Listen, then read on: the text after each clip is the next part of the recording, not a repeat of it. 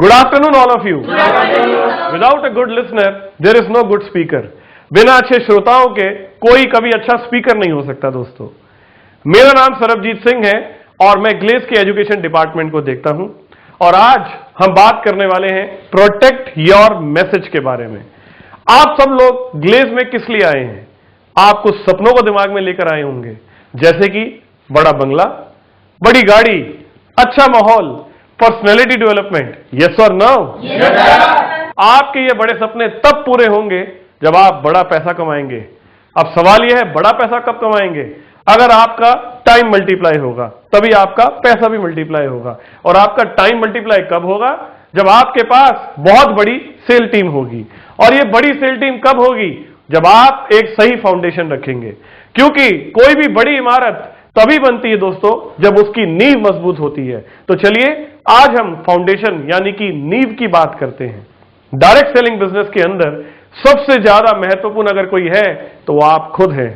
कौन है जो अपनी टीम को डेवलप करना चाहता है? आप। बिल्कुल दोस्तों, आप ही उस बड़ी इमारत की पहली ईंट हैं जिसके मजबूत होने से आपके सपने पूरे होंगे। यस? इसके बाद जो भी ईंट लगेगी वह आपकी फोटोकॉपी लगेगी, यानी कि उस इमारत में जितनी भी ईंटें लगेंगी उन ईंटों की आप मास्टर कॉपी हैं। क्या आपने कभी कोई इमारत बनते हुए देखी है? उसमें जितनी भी ईंटें लगती हैं सब एक जैसे साइज की होती हैं। क्या ऐसा ही है? अगर यह ईंटें अलग अलग साइज की होंगी तो क्या कोई इमारत मजबूत व सीधी बनेगी? ठीक इसी तरीके से हमारे बिजनेस में भी हम नकल के सिद्धांत पर काम करते हैं दोस्तों। आप एक बड़ी सेल टीम डेवलप करना चाहते हैं तो ध्यान रखें कि उस टीम की पहली ईंट आप खुद हैं। उसके बाद जितनी भी ईंटें लगेंगी वह सभी आपकी डुप्लीकेट होंगी। इसलिए आपकी सेल टीम किस तरह की होगी यह सबसे ज्यादा इस बात पर डिपेंड करता है कि आप खुद किस तरह के हैं। क्योंकि जो भी हो, जितनी भी फोटोकॉपी आएंगी वह सब आपसे ही आएंगी। दोस्तों कल्पना कीजिए कि भविष्य में आप कैसी सेल टीम डेवलप करना चाहते हैं। आपकी सेल टीम में जितने भी डिस्ट्रीब्यूटर हो वह सभी डायरेक्ट सेलिंग बिजनेस की एजुकेशन व ट्रेनिंग लें। सभी लोग ज्यादा से ज्यादा सफल होम शॉप खोलें, ज्यादा से ज्यादा प्रोडक्ट की सेल करें और अपने प्रोडक्ट खुद इस्तेमाल करें। सभी लोग अपलाइन की रिस्पेक्ट करें। सभी लोग आपकी मीटिंग को अटेंड करें। सभी लोग आपके ट्रेनिंग प्रोग्राम को कंडक्ट करें। आपकी टीम में आपस में प्यार हो। आपकी टीम में कोई फंडिंग या फाइनेंसिंग ना हो। आपकी टीम में ज्यादा से ज्यादा लोग पैसा कमाएं और ज्यादा से ज्यादा लोग अपनी लाइफ चेंज करें। अगर ये सब हम अपनी टीम से उम्मीद करते हैं और इसके अलावा कुछ और भी आप अपनी टीम से उम्मीद करते हैं तो सबसे पहले ये सब चीजें आपको अपने अंदर पैदा करनी होंगी। क्योंकि आप उस टीम की मास्टर कॉपी बनने वाले हैं। इसलिए जो कुछ भी डुप्लीकेट होगा वो आपसे डुप्लीकेट होगा। जो कुछ भी आगे घटित होगा वो आपसे घटित होगा। क्योंकि आप ही अपनी सेल टीम की नींव हैं। यस और नो? चलिए आज बात करते हैं कि ये मास्टर कॉपी कैसे तैयार की जाएगी और इस मास्टर कॉपी को किन किन बातों का ध्यान रखना पड़ेगा। तो आज मैं आपको सिखाऊंगा कि आप किस तरह से एक बेहतरीन मास्टर कॉपी बन सकते हैं।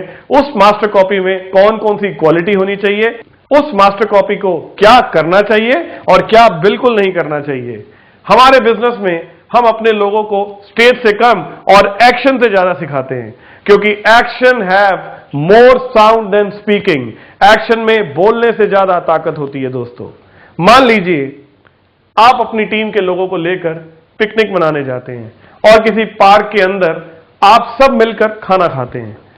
जब सबने खाना खा लिया तो कुछ लोगों ने अपने पत्तल वहीं पर छोड़ दिए।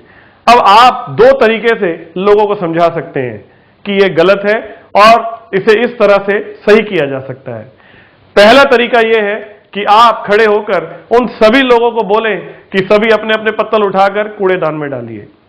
और दूसरा तरीका यह है कि आपने उनसे कुछ भी नहीं कहा, कुछ कहने की जगह आप खुद खड़े हो गए और आपने पत्थर उठाकर कूड़ेदान में डालने शुरू कर दिए। क्या लगता है आपको, आपका पहले वाला तरीका ज्यादा असरदार होगा या दूसरे वाला?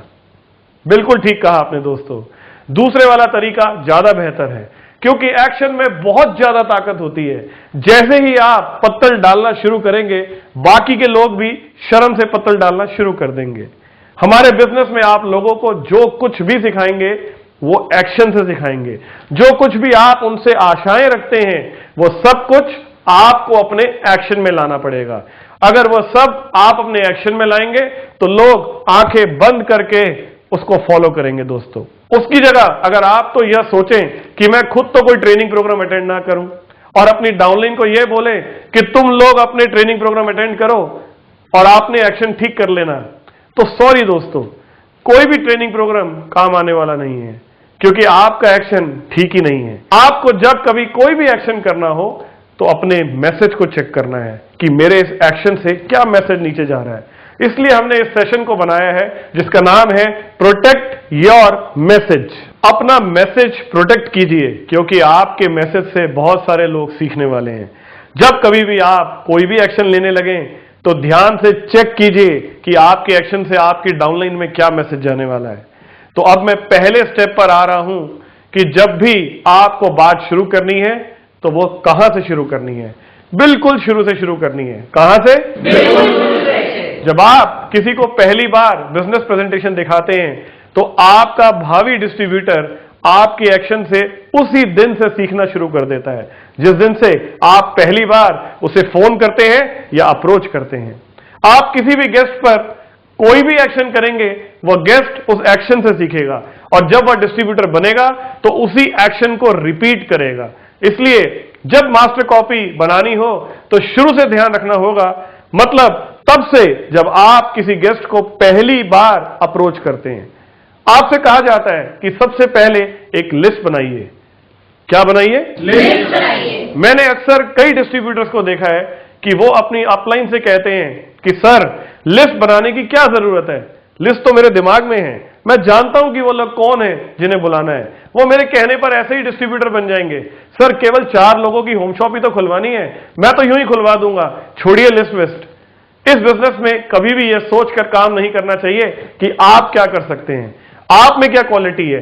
इस बिजनेस में यह सोचकर काम करना चाहिए कि सब लोग एक साथ क्या कर सकते हैं, क्योंकि यह बिजनेस में अकेले आप ही काम नहीं कर रहे, सब लोग जो आपकी टीम में आएंगे उन लोगों से भी आपको काम कराना है। इसलिए एक जैसे सिस्टम को डिजाइन किया जाना चाहिए जिसे हर व्यक्ति आसानी से फॉलो कर ले। यस और नो? यही सोचकर ग्लेव ने एक ऐसे सिस्टम को डिजाइन किया है जिसमें कोई भी व्यक्ति आसानी से काम करके सफलता प्राप्त कर सकता है। आप इस सिस्टम से छेड़खानी करने की कोशिश मत कीजिए, क्योंकि यह सिस्टम एक कामयाब सिस्टम है, कई सालों की गहरी स्टडीज के बाद बनाया हुआ सिस्टम है। अगर आपसे कहा गया कि लिस्ट बनाइए तो फिर लिस्ट बनाइए। क्यों? क्योंकि आपका यह एक्शन डुप्लीकेट होने वाला है।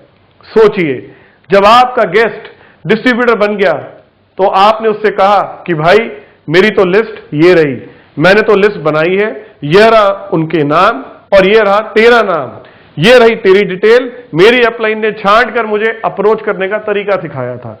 दोस्तों, जब आप उसे अपना रजिस्टर दिखाएंगे तो वह खुद अपनी लिस्ट बनाएगा। यस और नो? बनाएगा कि नहीं बनाएगा? बनाएगा। इसलिए आप सिस्टम के अनुसार चलें, आप लिस्ट बनाएं जिससे आपके पास लोग आए और आप उन्हें कॉन्फिडेंस से मैसेज दे सकें कि लिस्ट बनाना कितना महत्वपूर्ण है। ओके?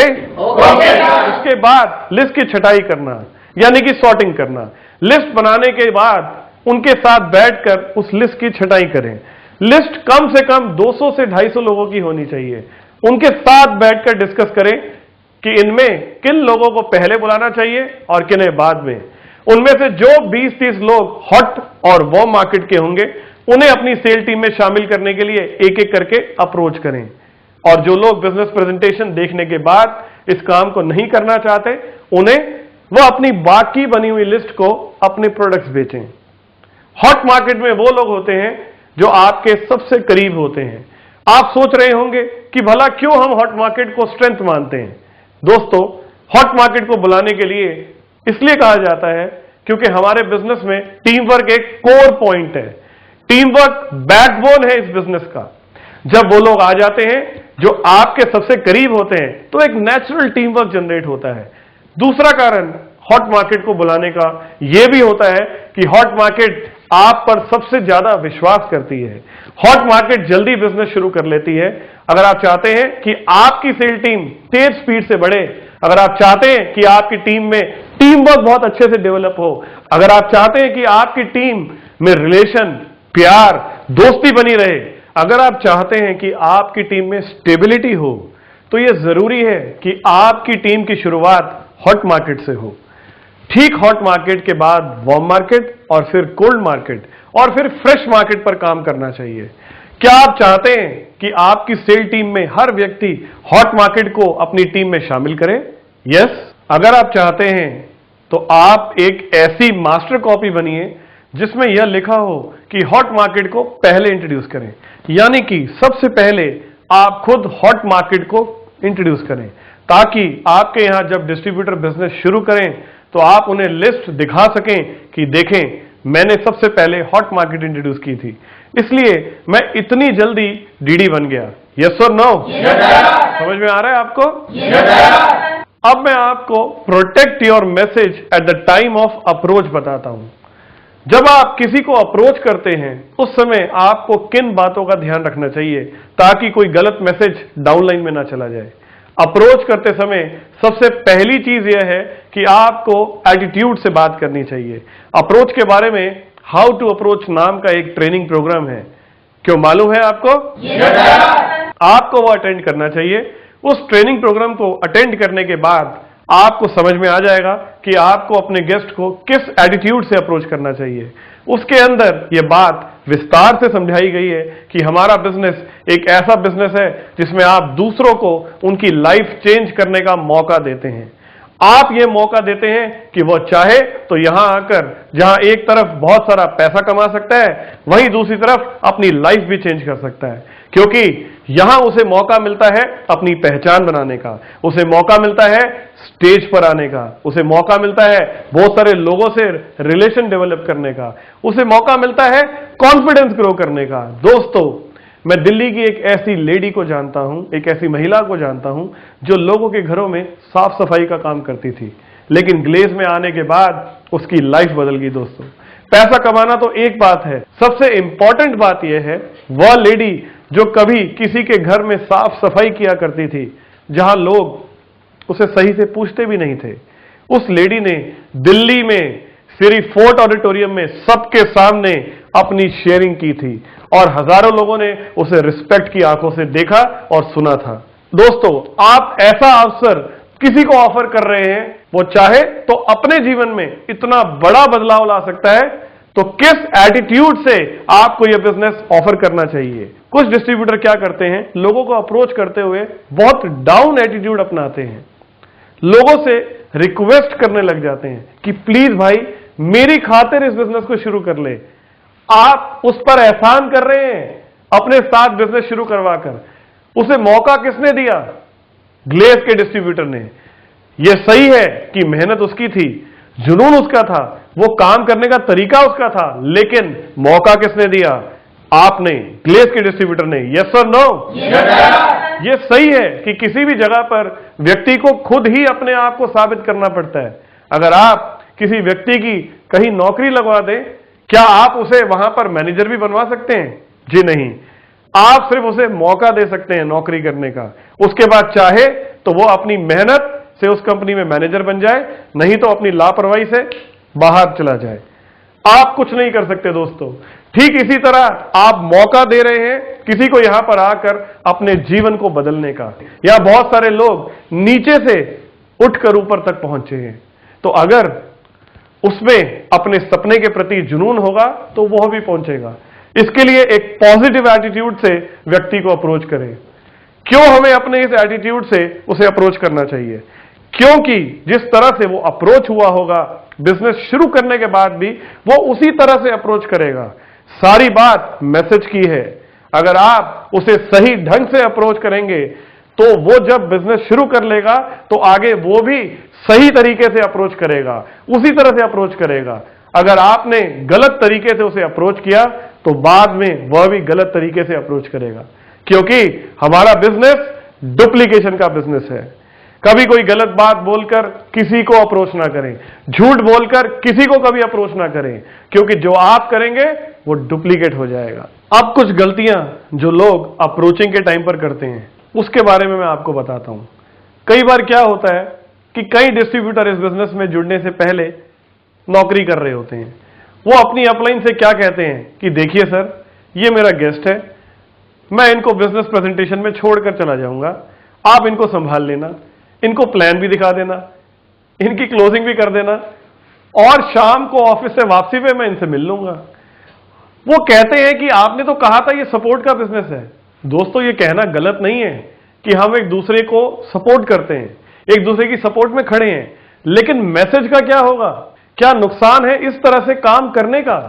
पहला नुकसान, जिस गेस्ट को आप बिजनेस प्रेजेंटेशन दिखाते हैं उसे आपने अकेले छोड़ दिया, उसे कोई जानता ही नहीं था, वो एक अनजान बस्ती में अकेला पड़ा है। कोई व्यक्ति कितनी भी उससे दोस्ती करने की कोशिश करे, वो कंफर्टेबल नहीं हो सकता दोस्तों। यस और नो? दूसरा नुकसान, आप उसे क्या मैसेज दे रहे हैं कि मेरी जॉब इस बिजनेस से ज्यादा महत्वपूर्ण है। आप उसे अपने एक्शन से यह विश्वास दिला रहे हैं कि मैं ये बिजनेस छोड़ सकता हूं पर अपनी जॉब नहीं। अगर आप उसको ये मैसेज दे रहे हैं तो वो कैसे इस बिजनेस को महत्वपूर्ण मानेगा?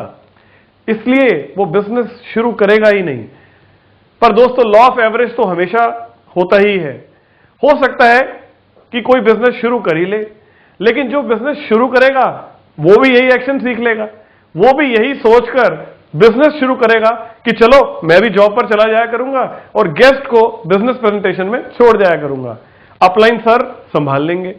और यही चीज अगर डुप्लीकेट हो गई तो आपकी एक अपलाइन के पास 4-4 लोग अपने गेस्ट को छोड़कर चले जाएंगे।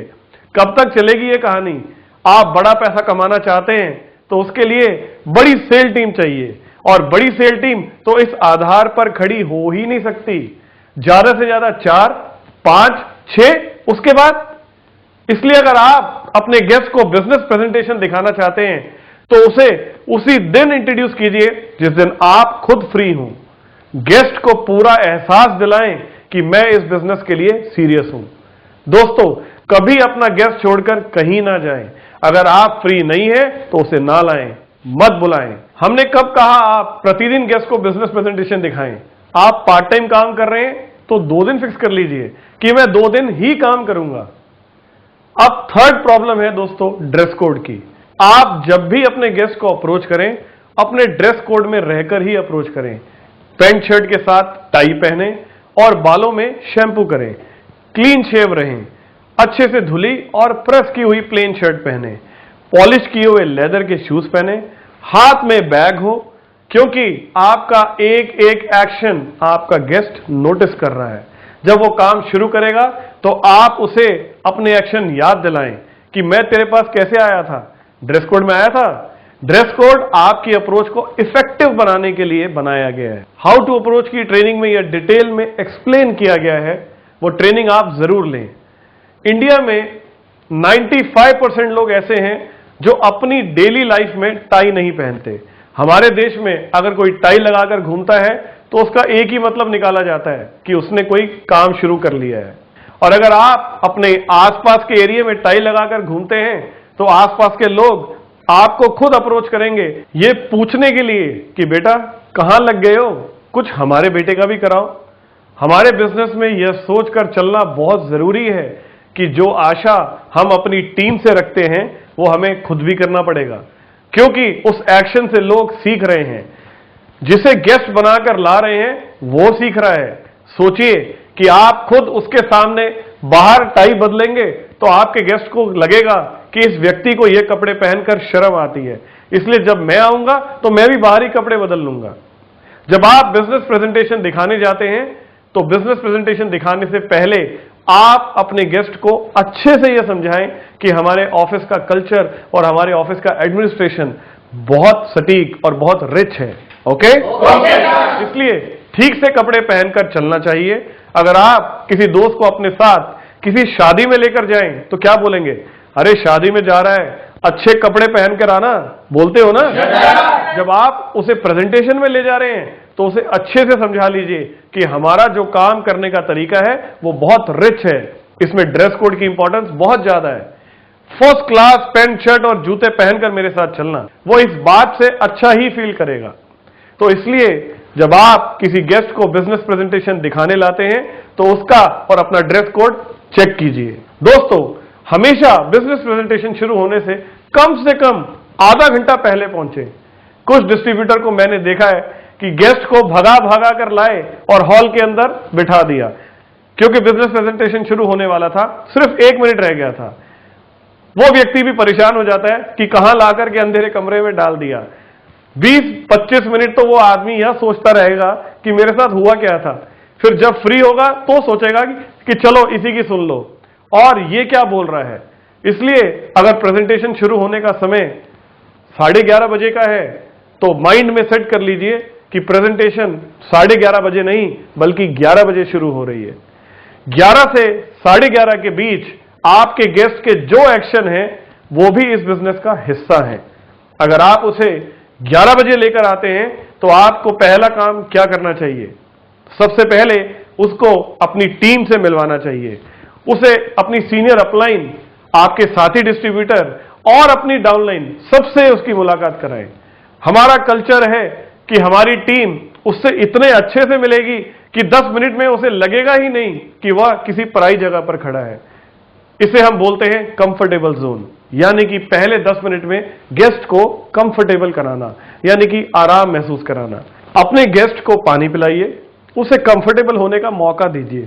थोड़ी देर में वो इधर उधर आंखें घुमाना शुरू कर देगा। उसके बाद उसे प्रोडक्ट्स दिखाएं। प्रेजेंटेशन शुरू होने से 5 मिनट पहले उसे थोड़ा सा एक्सप्लेन कीजिए कि अब एक प्रेजेंटेशन होगी। उसके अंदर मोबाइल स्विच ऑन रखना अलाउड नहीं है, बीच में से उठकर बाहर जाना भी अलाउड नहीं है। बोलने वाले को ध्यान से सुनना, बाद में प्रश्न भी पूछे जा सकते हैं।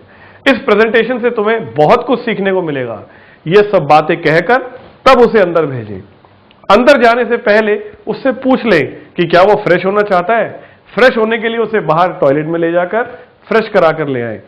ये आइडल एक्शन आप इसलिए कर रहे हैं ताकि वह जब खुद डिस्ट्रीब्यूटर बने तो वो भी ये सब करे। बिजनेस प्रेजेंटेशन जब शुरू हो तो आप उस समय जो ईडी अपलाइन है उससे बात करें कि मेरा जो गेस्ट आया है ये उसकी डिटेल है, आप कृपया इसकी जीआईजी करा दें। जीआईजी यानी कि काउंसलिंग। अपनी ईडी अपलाइन को उस गेस्ट की इंफॉर्मेशन देना बहुत जरूरी है, क्योंकि जीआईजी बहुत सोच समझकर कराई जाती है। मान लीजिए कि कोई डॉक्टर है तो उसकी जीआईजी किसी सब्जी बेचने वाले से नहीं कराई जा सकती, क्योंकि यह मैच ही नहीं करेगा। जीआईजी करने से पहले अपर हैंड सेट करना पड़ता है। अगर कोई डॉक्टर के ऊपर किसी सब्जी वाले का अपर हैंड सेट कर भी दे तो वह उसे ठीक से सुनेगा नहीं। उसके सामने कम से कम एक ग्रेजुएट तो खड़ा करना ही चाहिए। यस और नो? पढ़े लिखे आदमी के सामने किसी पढ़े लिखे व्यक्ति को तो खड़ा ही करना पड़ेगा। अब इसका उल्टा करने में भी दिक्कत है। अगर कोई सब्जी वाला बिजनेस प्रेजेंटेशन देखने आया तो उसके ऊपर मैं डॉक्टर की जीआईजी लगवा दूं तो सब्जी वाला डर जाएगा कि यहां तो सारे पढ़े लिखे लोग हैं, यहां पर डॉक्टर इंजीनियर काम कर रहे हैं, मुझ जैसा व्यक्ति कैसे ये काम कर पाएगा। दोस्तों, दोनों सिचुएशन में प्रॉब्लम है, इसलिए जीआईजी में मैच करना बहुत जरूरी होता है। अपनी ईडी अपलाइन को अपने गेस्ट की पूरी इंफॉर्मेशन दे। उसकी उम्र क्या है, वो करता क्या है, उसका नेचर क्या है, पढ़ा लिखा है कि नहीं, हिंदी, इंग्लिश या फिर किसी क्षेत्रीय भाषा में कंफर्टेबल है। जीआईजी लगवाने के बाद उस गेस्ट के ऊपर जीआईजी करने वाले का एक अपर हैंड सेट करना चाहिए। हम सिर्फ उसी की बात सुनते हैं जिसका हमें पता चल जाए कि वो हमसे सुपीरियर है, हमसे ज्यादा जानता है। मान लीजिए कि एक कॉलेज में आप किसी प्रिंसिपल से मिलने गए। सबसे पहले आपको मिलेगा गेट कीपर, फिर आपको मिलेगा चपरासी, फिर मिलेगा क्लर्क और फिर मिलेगा प्रिंसिपल। इन चारों से आपके बात करने का तरीका अलग अलग होगा। गेट कीपर से बोलेंगे कि भाई गेट खोल, चपरासी को बोलेंगे ओ भाई प्रिंसिपल है अंदर, क्लर्क से थोड़ा बराबर से बात करेंगे कि अरे सर वो प्रिंसिपल साहब से बात करनी है, और जब प्रिंसिपल के सामने आएंगे तो सिर्फ प्रिंसिपल ही बोलेगा और आप सुनेंगे। ऐसा है या नहीं? ठीक इसी तरह से जब आपका गेस्ट बिजनेस प्रेजेंटेशन देखता है तो वह उसकी क्यों सुनेगा जो उसकी जीआईजी कर रहा है। दोस्तों, अगर उसे यह विश्वास हो जाए कि जो उसकी जीआईजी कर रहा है वो इस बिजनेस के बारे में उससे ज्यादा अच्छे से जानता है, तो ही वो उसकी बात सुनेगा। लेकिन आपके गेस्ट को ये कौन एहसास कराएगा कि जो सामने वाला है उसे चुपचाप सुनना है? वो आप हैं दोस्तों। आपको उस जीआईजी करने वाली अपलाइन का अपर हैंड सेट करना है। आपको अपने गेस्ट को समझाना है कि जो व्यक्ति यहां पर उसकी जीआईजी करेंगे वो मेरी सीनियर अपलाइन है, हम उनकी बड़ी रिस्पेक्ट करते हैं, उनके पास अच्छी खासी नॉलेज है इस बिजनेस की। आप ध्यान से उनको सुनिएगा। जब आप उसे मिलाने ले जाएं तो अपनी अपलाइन को रिस्पेक्ट दे, क्योंकि जब आप उन्हें रिस्पेक्ट दे रहे होंगे तो आपका गेस्ट आपके एक्शन को नोटिस कर रहा होगा कि मुझे भी ऐसी ही रिस्पेक्ट देनी है। जीआईजी शुरू हो तो आप वहां से हट जाएं ताकि आपका गेस्ट खुलकर अपलाइन से बात कर सके और अपने डाउट क्लियर कर सके। जीआईजी खत्म होने के बाद शेयरिंग शुरू होती है। फिर से आप अपने गेस्ट को शेयरिंग करने वाले व्यक्ति का अपर हैंड सेट कराकर प्रेजेंटेशन हॉल में बैठाएं। शेयरिंग खत्म होने के बाद 5 मिनट का ब्रेक लेकर उसे रिफ्रेश कराकर लाएं। शेयरिंग के बाद अगली चीज आती है क्लोजिंग एंड फॉलोअप।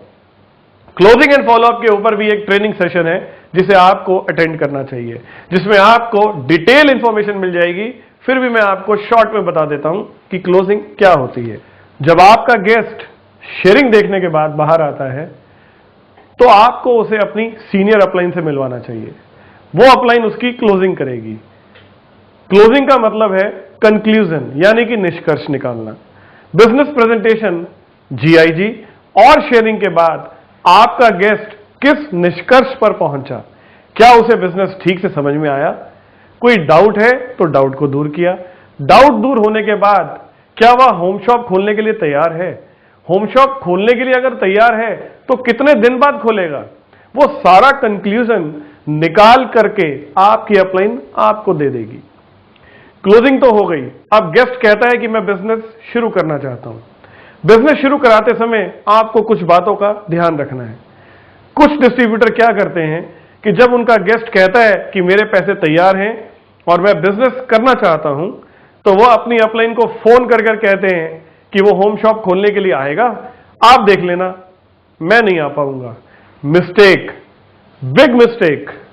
जब व्यक्ति काम शुरू कर रहा होता है तो उस समय वो बहुत कंफ्यूज होता है। उसके मन में 5-7 बार फीलिंग आती है कि अगर मैं नाकामयाब रहा तो।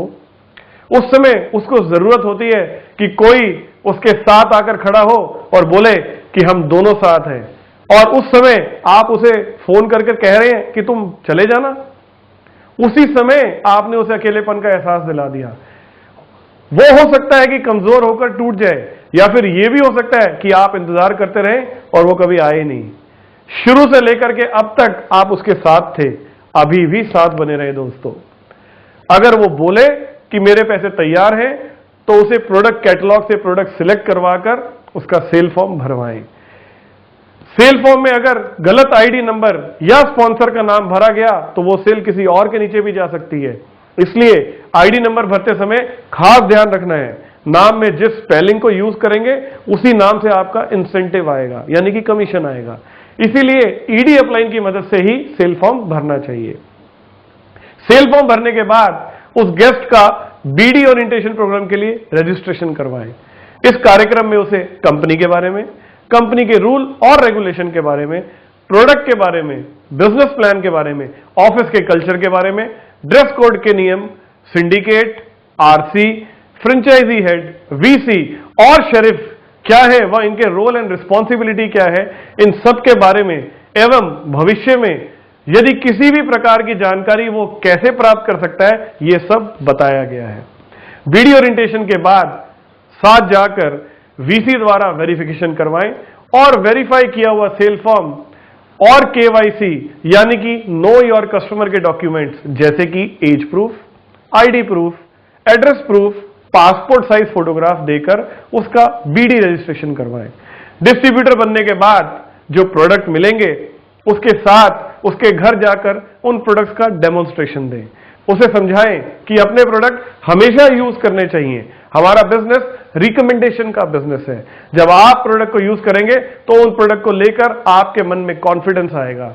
उसी कॉन्फिडेंस से जब आप लोगों को बोलेंगे कि हमारे प्रोडक्ट बहुत अच्छे हैं, तो उस कॉन्फिडेंस को लोग आपकी आंखों में पढ़ पाएंगे। दोस्तों, आपको 1 मिनट के लिए लग सकता है कि मुझे इतना कुछ करना है, नहीं, सिर्फ अपनी डायरेक्ट होम शॉप के लिए इतना सब कुछ करना है। जब आप उनके लिए इतना सब कुछ करेंगे और जब आपकी सेल टीम 10,000 लोगों की हो जाएगी, तो सबके साथ ऐसा ही हो रहा होगा। यस और नो? Yes sir. सोचिए, अगर आपकी सेल्स टीम में हर व्यक्ति अपनी डाउनलाइन को ऐसा ही ट्रीटमेंट दे रहा हो, तो कितनी जल्दी आप ग्रो कर जाएंगे, कितनी जल्दी आपके सपने पूरे हो जाएंगे। इसलिए अपने एक्शन को आइडियल बनाएं। एक्शन जितना आइडियल बनाएंगे, उतना अच्छा नीचे डाउनलाइन परफॉर्म करेगी, क्योंकि आप अपनी इमारत की मास्टर कॉपी हैं। अपना मैसेज प्रोटेक्ट कीजिए। कोई भी गेस्ट पैसे देकर प्रोडक्ट लेने के बाद डिस्ट्रीब्यूटर नहीं बनता।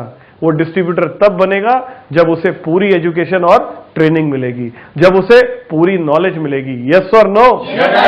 ये जो एजुकेशन और ट्रेनिंग अपने गेस्ट को देनी है, इसमें टाइमिंग का बहुत इंपॉर्टेंट रोल है। जब आपका गेस्ट कंपनी में पैसे जमा कराता है, उस समय वो मैक्सिमम पॉजिटिव होता है, मैक्सिमम एक्साइटेड होता है। अगर वो नहीं होता तो वो पैसे नहीं देता। उसी पॉजिटिविटी में रहकर उसे ट्रेन करना है। ये नहीं कि उसने होम शॉप खोली और आप उसे 4 दिनों तक मिलने भी नहीं गए। होम शॉप खोलने के बाद वो इतना एक्साइटेड होता है कि वो कोई भी गलती कर सकता है। पहली गलती तो ये कि वो बिना सीखे किसी को भी अप्रोच कर सकता है, जिसका रिजल्ट नेगेटिव आ सकता है और वो फ्रस्ट्रेटेड होकर बिजनेस को छोड़ भी सकता है। आपको पहले घंटे से ही उसे संभालना होगा। बिजनेस शुरू करने के बाद उसका हाथ पकड़कर रखें। जिस दिन उसने बिजनेस शुरू किया, उस दिन यदि आप जॉब में हैं तो अपनी ऑफिस से छुट्टी ले लें। उस दिन आपकी एक कंपनी खुली है दोस्तों, जिसे आपको चलाना है, और वो कंपनी आगे चलकर आपको लाखों रुपया देगी। इसलिए एक छुट्टी लॉस का सौदा नहीं रहेगी। यस और नो? उस दिन उसका हाथ पकड़े और उसके घर चले जाएं। ध्यान रहे, उसी दिन उसके घर जाएं, एक दिन बाद नहीं। घर जाकर सबसे पहले उसे एक रजिस्टर खरीदवाएं। उस रजिस्टर में उसकी लिस्ट खुद बैठकर बनवाएं। कई डिस्ट्रीब्यूटर क्या करते हैं कि अपनी नई नई डाउनलाइन को कहते हैं कि तू आज लिस्ट बनाकर रखना, मैं शाम को आऊंगा और आके चेक करूंगा। दोस्तों ध्यान रहे, आप ना तो उसके टीचर हैं और ना ही बॉस। यह एक गलत एटीट्यूड है। वो इस परिवार का सदस्य है। कोई भी यहां पर छोटा या बड़ा नहीं होता। इस बिजनेस में कोई बॉस एटीट्यूड नहीं चलता। अगर इसमें सीनियर या जूनियर नाम की कोई चीज होती तो अपलाइन या डाउनलाइन जैसे शब्दों की खोज करने की जरूरत ही नहीं पड़ती। कई डिस्ट्रीब्यूटर ये बड़े मिस्टेक करते हैं कि वे बॉस बनने की कोशिश करते हैं। बॉस नहीं बनना दोस्तों। हमारा बिजनेस टीम वर्क का बिजनेस है। आपकी टीम आपके दोस्त हैं। आपको उनको मोटिवेट करना है। आपको देकर उन्हें एनर्जी मिलती है। वो आपको अपना आदर्श मानते हैं। बॉस की लोग इज्जत करते हैं, लेकिन डर के मारे। आपकी टीम आपकी इज्जत करेगी क्योंकि वो आपको दिल से अपना लीडर मानती है। इसलिए लीडर बनिए, बॉस नहीं। पहले दिन उसके घर जाएं और वहां जाकर उसकी लिस्ट बनवाएं। उसकी लिस्ट के लोगों को डिस्कस करें। मैं शब्द को छोड़कर हम शब्द का इस्तेमाल करें। जैसे कि ये लिस्ट तूने बना ली, या ये तेरी लिस्ट है, या ये मेरी लिस्ट है। नहीं, हम दोनों मिलकर इस महीने में इतने गेस्ट इंट्रोड्यूस करेंगे। 4 होम शॉप मैं खुलवाऊंगा और 4 होम शॉप तुम खुलवाना। इससे हमारी टीम 10 होम शॉप की हो जाएगी। फिर ये डिस्कस किया कि अप्रोच कैसे करेंगे, कौन कैसा है, कौन क्या करता है, उसका नेचर क्या है, कितना ट्रस्ट है, कितना पैसा है, कितना वक्त है। उस दिन बैठकर एक एक्शन प्लान डिसाइड किया। क्या डिसाइड किया? Action plan of the month. मान लो आज 10 तारीख है, बचे हुए इस महीने में 20 दिनों में हम दोनों मिलकर क्या करेंगे, इन 20 दिनों में कितनी डायरेक्ट होम शॉप खुलवाएंगे। वो एक्शन प्लान डिसाइड होने के बाद आप फील करके देखो कि एक्साइटमेंट लेवल क्या होगा। दोस्तों दोनों एक साथ डिसाइड कर रहे हैं कि हमें इस महीने में क्या करना है। अगर टाइम ज्यादा है तो उसी दिन कोई ट्रेनिंग की सीडी सुनी जा सकती है, जैसे कि हाउ टू अप्रोच। उसकी एक फाइल और रजिस्टर बनवा लें। फाइल में ऑफिस के जितने भी रोस्टर हैं, यानी कि ट्रेनिंग के रोस्टर, उनकी फोटोकॉपी लगाएं। कंपनी के इनकॉर्पोरेशन का सर्टिफिकेट, उसकी फोटोकॉपी लगाएं। प्रोडक्ट कैटलॉग फाइल में लगाएं। जो कंपनी से मैगजीन आएगी उसे लगाएं, और जो भी इंफॉर्मेशन उस फाइल में लगा सकते हैं वो लगाएं। फिर उस फाइल में देखिए कि कल ऑफिस में कौन कौन सी ट्रेनिंग सेशन होने वाले हैं। अपने डिस्ट्रीब्यूटर को मल्टीपल ट्रेनिंग प्रोग्राम के लिए प्रेरित करें, यानी कि कई तरह की ट्रेनिंग के लिए। उसे इसके लिए भी प्रेरित करें कि जो भी नजदीकी फ्रेंचाइजी ऑफिस है उनको भी विजिट करके आए। उसके बाद रोस्टर में देखकर उसे अगले दिन के ट्रेनिंग प्रोग्राम के लिए रजिस्ट्रेशन कराएं। ये रजिस्ट्रेशन आप मोबाइल ऐप के द्वारा भी करा सकते हैं। रजिस्ट्रेशन नंबर लेकर उसे ऑफिस ले जाएं और ट्रेनिंग अटेंड कराएं। आपको सारी एजुकेशन क्लास अटेंड करनी चाहिए ताकि आप डॉल्फिन बन सकें। क्या आप जानते हैं कि डॉल्फिन क्या होता है?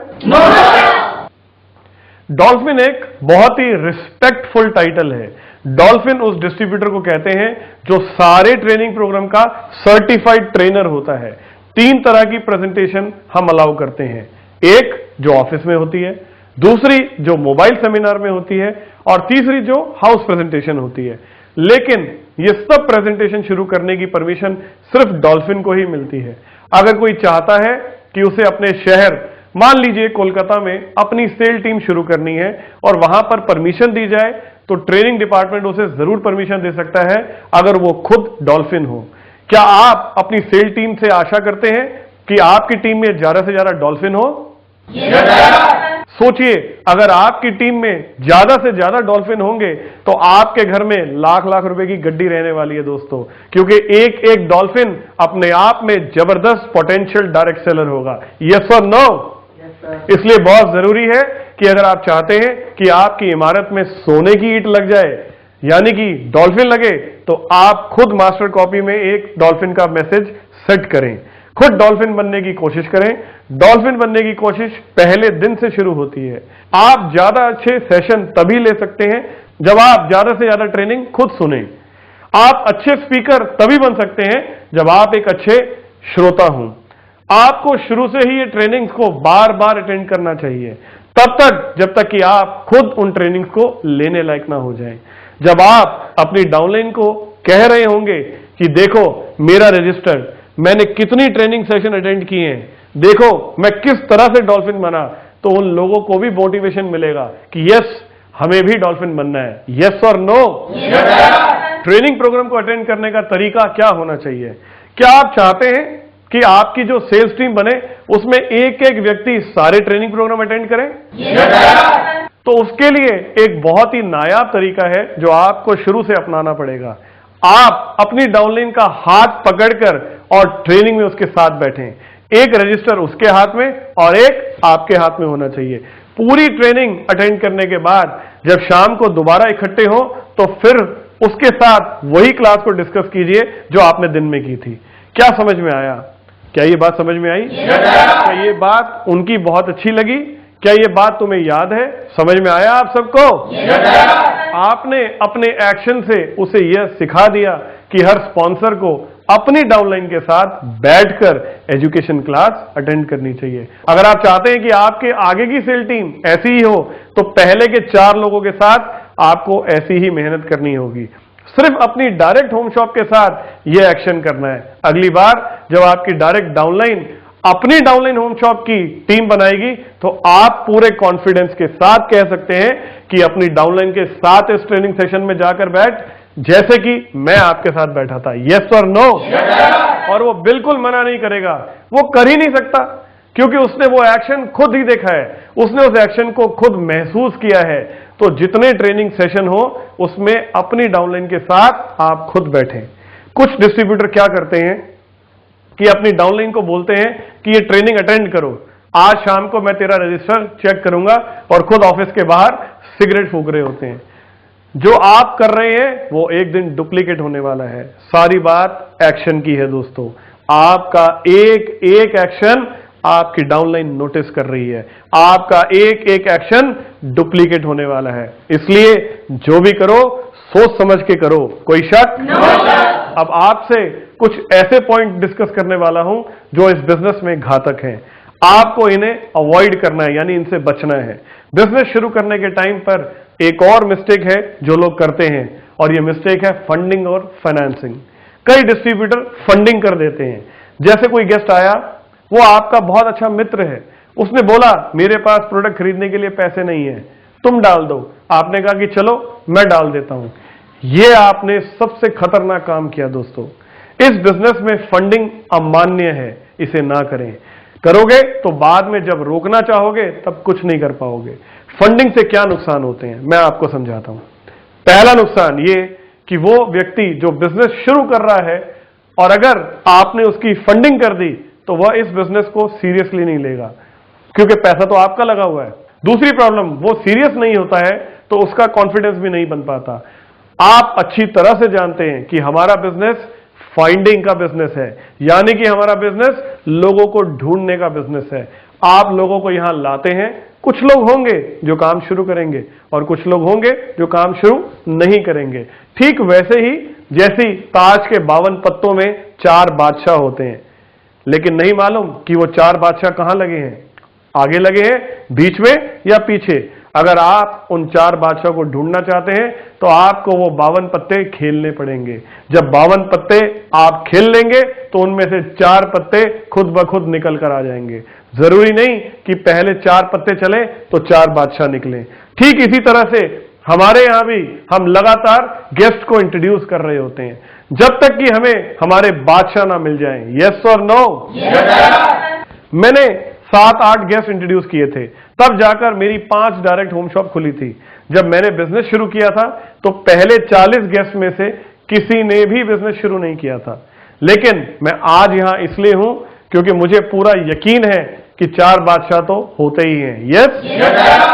ऐसे लोग जिन्हें आप फंडिंग कराकर बिजनेस शुरू करा देते हैं, उन लोगों के अंदर कॉन्फिडेंस डेवलप नहीं हो पाता। बाई चांस अगर उनके 4-5 गेस्ट में से कोई भी बिजनेस शुरू नहीं करता है तो सिर्फ एक बात उनके दिमाग में आती है कि यहां पर लोग तभी होम शॉप खोलते होंगे जब उनकी हम 4-4 हजार रुपए देकर मदद करेंगे। और अब वे क्या करेंगे? वह 2 चीजें करेंगे। वह 4-4 हजार रुपए अरेंज करेंगे ताकि सेल डलवा सकें, या फिर उन्हें छोड़ देंगे।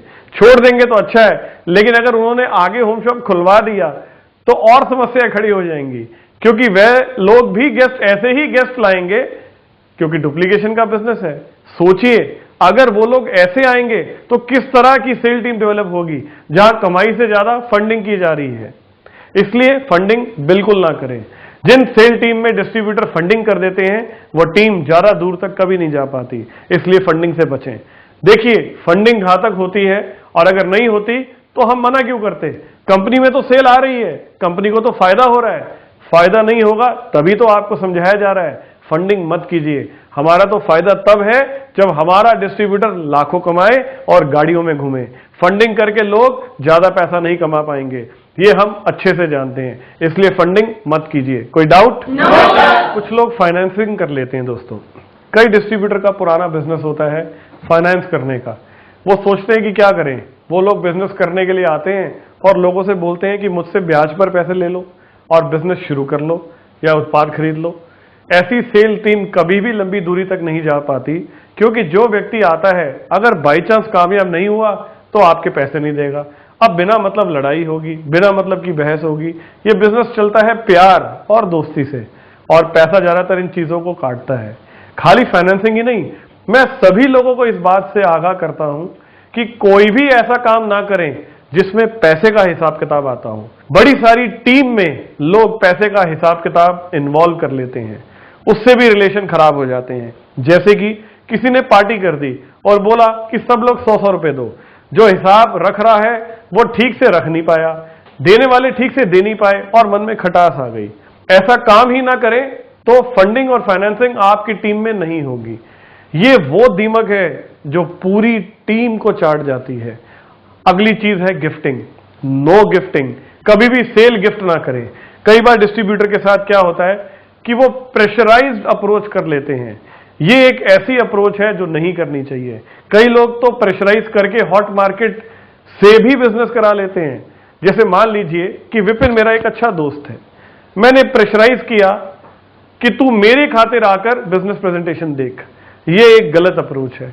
फिर इसके बाद उसने प्रेजेंटेशन देख लिया और टेढ़ा सा जवाब दिया कि देख यार, तू कहता है तो मैं तेरे खातिर कर लूंगा। मैंने आगे से हाँ भी कर दी जो मुझे नहीं करनी चाहिए थी। वो बोला कि हाँ तू कर, लेकिन देख लेना कि मैं खुद काम नहीं करने आऊंगा, मैं यहां काम नहीं कर पाऊंगा, तू कहे तो ये ले पैसे। वो अपनी दोस्ती दिखा रहा था और आपने दोस्ती देख भी ली और पैसे लेकर होम शॉप खोल दी। मैं इसे दबाव में बिजनेस शुरू करवाना कहता हूं, जो कभी नहीं करना चाहिए दोस्तों। जो आपका खास से खास दोस्त है उसे बोले कि मैं तुझे दिखाने ले आया हूं, तुझे अच्छा लगे तो कर और ना लगे तो मेरी खातिर मत कर। तुझे लगता है कि मैं कुछ कर सकता हूं तो करना, नहीं तो मत करना। लेकिन लोग फिर भी प्रेशराइज करके होम शॉप खुलवा देते हैं। अब प्रेशराइज करके होम शॉप खुलवा दिया, लेकिन अब आप प्रेशराइज करके काम तो नहीं करा सकते। होम शॉप तो खुलवा लिया आपने, पर उन्होंने काम तो किया ही नहीं। काम नहीं किया तो प्रोडक्ट नहीं बिके, प्रोडक्ट नहीं बिके तो भला इंसेंटिव कहां से आएगा। इन्होंने तो आपको सुनाया कि यार तेरी खातिर वो पैसे मैंने लगा दिए थे, हुआ तो कुछ नहीं आज तक। आप ऑफिस एक भी दिन नहीं आए और कुछ हुआ नहीं। अब मन में क्या चल रहा है कि यार इसका कुछ करूंगा। उसके बाद मुकेश मेरे अच्छे दोस्त हैं, इनको मैंने प्रेजेंटेशन दिखाया। मुकेश बड़े एक्साइटेड थे, मुकेश के मन में काम करने का जज्बा था। इसको देख के लग रहा था कि आने वाले टाइम में ये बहुत अच्छा काम करेगा, बहुत अच्छा डायरेक्ट सेलर बनेगा। मैंने मुकेश की होम शॉप खुलवा दी और उसे विपिन जी के नीचे डाल दिया। ये सबसे बड़ी गलती है जो ज्यादातर डिस्ट्रीब्यूटर करते हैं।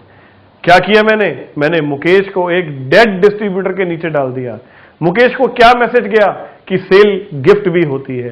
पहले ही दिन वो डिस्ट्रीब्यूटर जो अच्छा लीडर बन सकता था, उसके दिमाग में एक कमजोर बीज डाल दिया मैंने। पहले ही दिन उसके दिमाग में ये बात आ गई कि मेरी अगर कोई सेल नहीं हुई तो मुझे ऊपर से सेल मिल ही जाएगी। ओके? और यही हुआ। जहां मुकेश के 4-5 गेस्ट आए, मुकेश ने मुझे बोल दिया, सर एक आध सेल तो डाल दो मेरे नीचे, तभी काम शुरू हो पाएगा। लोग मेरे साथ बिजनेस शुरू नहीं कर रहे हैं। अब बात यहां खत्म हो जाती, लेकिन बात खत्म हुई नहीं।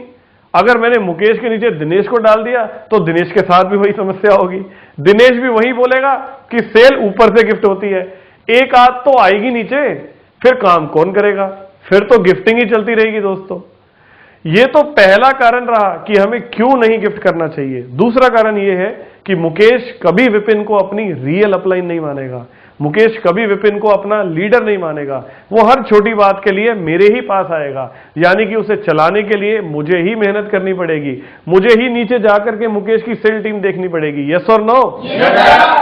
मान लिया कि मैंने मुकेश की टीम मेहनत करके किसी तरह चला दी, मुकेश आरडी बने तो विपिन भी आरडी बन गए। जब फल खाने की बारी आई तो विपिन जी आराम से घर में बैठे हैं, चेक आ रहा है। तब बड़ा खराब लगेगा दोस्तों। तब ये सबसे अच्छा रिश्ता सबसे खराब रिश्ता हो जाएगा। इसलिए गिफ्टिंग किसी भी तरीके से सही चीज नहीं है। तो दोस्तों मुझे क्या करना चाहिए था? मुझे मुकेश को डायरेक्ट डालना चाहिए था। मुकेश से जो पैसा आता है उससे मेरा चेक बनता, उससे मेरा कॉन्फिडेंस भी बढ़ता, उससे उस कॉन्फिडेंस से टीम को हेल्प मिलती। यस और नो? और जहां तक बात रही विपिन की, तो अगर मैंने प्रेशर डालकर उसे बिजनेस शुरू करा दिया तो मुझे उसे किसी और तरीके से कंपनसेट कर लेना चाहिए था, लेकिन गिफ्टिंग करके नहीं। पहली बात तो किसी को दबाव में बिजनेस शुरू कराना ही नहीं चाहिए। जिसको भी होम शॉप खुलवाएं उसे अपॉर्चुनिटी पूरी तरह से समझाएं, नहीं तो ना कराएं। एक और चीज से बचना चाहिए आपको, जो चीज आपने अपनी टीम में नहीं आने देनी। जब आपका कोई डिस्ट्रीब्यूटर आपके साथ काम शुरू करता है तो उसके साथ कोई भी किसी भी तरह की नेगेटिव डिस्कशन ना करें। किसी भी सेल टीम के लिए नेगेटिव डिस्कशन एक जहर की तरह काम करता है। हमारा बिजनेस एनर्जी, खुशी और एक्साइटमेंट का बिजनेस है। चाहे वो बात हो अपलाइन की, चाहे वो बात हो शेरिफ की, या चाहे वो बात हो फ्रेंचाइजी इंचार्ज की, किसी भी लीडर की बात हो दोस्तों। अगर आपकी डाउनलाइन किसी की शिकायत करती है तो उसे पॉजिटिवली मोटिवेट करें, उसे उसके पॉजिटिव पॉइंट गिनाएं और उसे किसी की बुराई ना करने दें।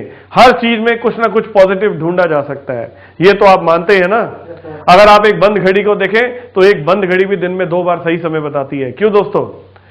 जितना ज्यादा आप अपनी टीम से पॉजिटिव एनवायरनमेंट रखेंगे, उतना ही ज्यादा चांस है एक बहुत बढ़िया टीम वर्क डेवलप होने का। जिस टीम में टीम वर्क अच्छा होता है वो इस बिजनेस में कभी भी नाकामयाब नहीं होता। अच्छा टीम वर्क एक बड़ी सेल टीम को जन्म देता है। टीम क्या होती है, टीम वर्क कैसे होता है और टीम वर्क की क्या इंपॉर्टेंस है, इसके लिए एक ट्रेनिंग सेशन है जिसे हम कहते हैं पावर ऑफ टीम वर्क, जिसे आप जरूर सुने, वो अटेंड करें। जब आप सुनेंगे तो आपको जरूर फायदा होगा। यह एक बहुत इंपॉर्टेंट चीज है। Never stop sale for any reason. कभी भी किसी भी कारण से आपको सेल नहीं रोकनी चाहिए। मान लीजिए कि आप ईडी बनने के लिए दौड़ रहे हैं। ईडी बनने के लिए कितनी सेल चाहिए? 600 आईपी की। 600 आईपी चाहिए दोस्तों। तभी आप क्या देखते हैं कि मेरी 600 आईपी ना होके सिर्फ 500 आईपी की ही सेल हो पा रही है। आज आखिरी तारीख है, 400 आईपी की सेल तो डल चुकी है और 100 आईपी आपके हाथ में है जो आप डालने जा रहे हैं। तभी आपके दिमाग में आता है कि ये 100 आईपी अगर मैं अभी रोक लेता हूं और इसे अगले महीने डालूंगा तो मैं आराम से ईडी बन जाऊंगा। यस, ये फॉल्स कैलकुलेशन है दोस्तों, जो नहीं करनी चाहिए। आपने वो 100 आईपी की सेल रोक ली, लेकिन आप ये भूल गए कि आपके साथ साथ आपकी अपलाइन में कोई एसडी या आरडी भी बन रहा होगा।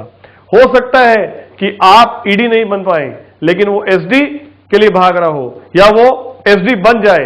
हो सकता है कि उसको इस 100 आईपी की सेल की जरूरत हो, लेकिन आपने चालाकी दिखाई और आपने सेल रोक ली। ये मिस्टेक आपके जीवन में कभी भी आपको एसडी नहीं बनने देगी, क्योंकि आपने अपनी टीम में यह मैसेज सेट कर दिया कि सेल रोकी भी जा सकती है। माइंड मत करना, आज आप ईडी के लिए भाग रहे हैं, कल आपको भी एसडी के लिए भागना है, कल आपको भी आरडी के लिए भागना है। आपके नीचे भी कुछ ईडी होंगे और वो ईडी होंगे जिनकी सेल आपने रोकी थी। उन्हें आप नीचे सिखा कर आए हैं कि ईडी कैसे बना जा सकता है, और जब अपने स्टाइल में ईडी बनेंगे तो आप कैसे एसडी और आरडी बनेंगे। इसलिए कभी भी किसी भी रीजन से सेल ना रोकें, सेल डालें, उल्टा अपनी अपलाइन के लिए कुछ भी कर जाएं। आप अपनी अपलाइन के प्रमोशन के लिए जितना ज्यादा योगदान देंगे, कल आपकी डाउनलाइन भी आपके लिए वैसा ही करेगी, क्योंकि ये सारा बिजनेस मैसेज और कल्चर का है। आपको मैसेज और कल्चर को प्रोटेक्ट करना चाहिए। So never stop sale for any reason. किसी भी कारण से सेल को कभी ना रोकें। अगर इस महीने 8 होम शॉप खुली है तो ऐसा सोचिए कि 8 फ्रेश लोग आए हैं, इनको हम ट्रेन करेंगे। अगले महीने इन 8 लोगों की 4 यानी कि 32 होम शॉप खुलवाएंगे। मैं ईडी 600 आईपी नहीं, बल्कि 32 गुना 40 आईपी यानी कि 1280 आईपी से बनूंगा। अच्छा सोचिए, कभी भी सेल मत रोकिए। कोई डाउट? एक और चीज याद रखें, ऑलवेज मेंटेन द रिकॉर्ड। हमेशा अपने गेस्ट रिकॉर्ड को मेंटेन रखें। गेस्ट रिकॉर्ड को मेंटेन क्यों रखना जरूरी है दोस्तों? पहले दिन आपने जो रजिस्टर बनाया उसमें आपने पूरा गेस्ट रिकॉर्ड मेंटेन किया, अपना तथा अपनी टीम दोनों का। जो लोग टीम में जुड़ रहे हैं उनका, जैसे मान लीजिए मेरे 6 लोगों की टीम है, तो ये गेस्ट रिकॉर्ड ऐसे बनता है: serial number, date, name of IR, name of guest, age of guest, occupation of guest, जीआईजी करने वाले का नाम और रिमार्क यानी कि टिप्पणी। जैसे आज तारीख क्या है? मान लीजिए आज 7 तारीख है। तारीख 7, नाम मान लें राजेश, गेस्ट का नाम सुरेश, एज 28, ऑक्यूपेशन बिजनेसमैन, जीआईजी करने वाले का नाम दीपक, टिप्पणी क्या है कि पॉजिटिव गए। टिप्पणी हमेशा पेंसिल से लिखें, इसमें फॉलोअप की पूरी डिटेल लिखें। जैसे जैसे आपके गेस्ट में चेंजेस आए उसे लिखते जाएं। उसे प्रोडक्ट पेमेंट जमा करा दी, उसने प्रोडक्ट पेमेंट जमा करा दी। टिप्पणी का मतलब यह है ताकि पूरा रिकॉर्ड आपके पास रहे कि आपकी टीम में जितने भी लोग आए उनके साथ क्या हो रहा है। इससे आपका गेस्ट कन्वर्जन रेशियो भी पता चलता है। मेरी टीम में इस महीने 30 गेस्ट आए, जिनमें से 4 ने बिजनेस शुरू किया। कन्वर्जन रेशियो 50 से 60% होना चाहिए। उतना नहीं है तो मतलब टीम में एजुकेशन और ट्रेनिंग की कमी है। यह चेक करने का तरीका होता है दोस्तों। गेस्ट रिकॉर्ड के साथ डिस्ट्रीब्यूटर रिकॉर्ड भी बनाएं। यह आपको अपने रजिस्टर में जरूर मेंटेन करना चाहिए।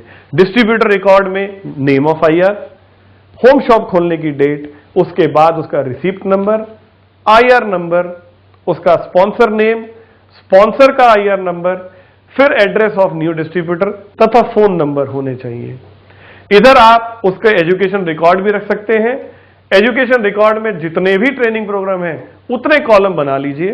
ऊपर एजुकेशन के नाम लिखिए, जो जो वो करता जाए उसके आगे डेट के साथ राइट को मार्क लगा दीजिए कि ये एजुकेशन इसने कर ली है। ओके? इसमें उसकी सारी डिटेल आ गई, जैसे कि उसके नीचे कब नया डिस्ट्रीब्यूटर आया।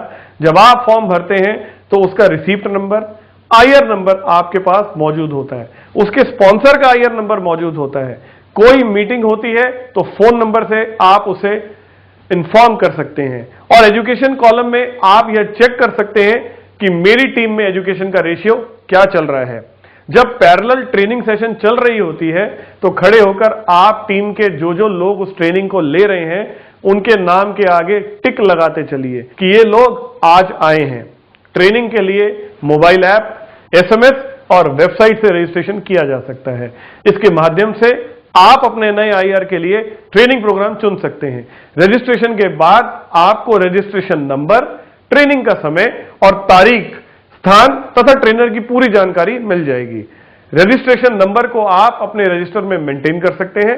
बात समझ में आई या नहीं? तो ये रिकॉर्ड आपको हमेशा मेंटेन करने हैं।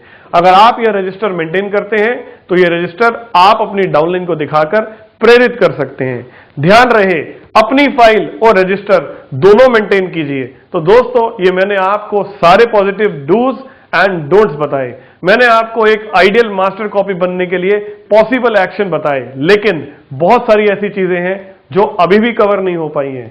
आप लोगों के दिमाग में हमेशा नए आइडिया आएंगे इस बिजनेस को करने के लिए, लेकिन पहली एडवाइस आपसे यह है कि आप उन आइडियाज पर काम ना करें। कंपनी ने जो सिस्टम डिजाइन किया है कृपया उसे ही फॉलो करें, क्योंकि वह बहुत ध्यान से बहुत सारी बातों को दिमाग में रखकर बनाया गया है। वो उन बातों को दिमाग में रखकर बनाया गया है कि उन सब बातों को फॉलो करने से कोई गलत मैसेज तो नीचे नहीं जाता। ओके? उसके बावजूद अगर आपके दिमाग में कुछ आ रहा है कि मुझे ये एक्शन करना है, तो मैं आपसे सिर्फ एक ही बात करूंगा। जब भी कोई आप एक्शन लेने लगे तो एक्शन लेने से पहले एक बार जरूर सोचें कि क्या मेरा ये एक्शन डुप्लीकेट हो सकता है? क्या मेरा ये एक्शन सारे डिस्ट्रीब्यूटर डुप्लीकेट कर सकते हैं?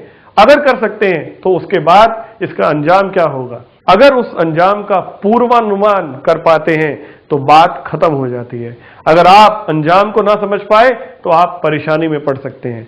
उदाहरण के लिए, एक डिस्ट्रीब्यूटर है जिसने जम्मू से काम शुरू किया। उसके दिमाग में आया कि मैं जम्मू से दिल्ली के लिए बस चलाऊंगा। उसके पास पैसा था, उसने बस चला ली। बस में गेस्ट भरकर ले आया, लेकिन जो आगे लोग जुड़े उनके पास पैसा नहीं था, वो बस अफोर्ड नहीं कर सकते थे। तो वो टीम कितनी दूर जाती? कोई भी सिस्टम अगर बनाना है तो उस सिस्टम को बनाने से पहले यह जरूर सोचना चाहिए कि क्या ये डुप्लीकेट हो सकता है। एक डिस्ट्रीब्यूटर ने एक बहुत बड़ी पार्टी ऑर्गेनाइज की। उसके पास पैसे थे, उसने कर दी, लेकिन आगे जो लोग जुड़े जरूरी नहीं है उनके पास भी उतने पैसे हों, वो ऑर्गेनाइज नहीं कर पाते हों, लेकिन उनकी डाउनलाइन उनसे कुछ हसीन सपने लगाए बैठी है, तब भी दिक्कत होगी। तो करने से पहले सोचो, क्या ये डुप्लीकेट हो सकता है? अगर हो सकता है तो उससे कोई गलत मैसेज तो नहीं जाता। इन सब बातों को दिमाग में रख करके बिजनेस करें। आप एक बड़ी सेल टीम के ओनर बने, आपके पास एक बहुत बड़ी आइडियल सेल टीम हो जिससे आप बहुत सारा पैसा कमाएं, आपके सारे सपने पूरे हो। मेरी गुड विशेस आपके साथ हैं। Thank you very much. Thanks a lot. Go गैल।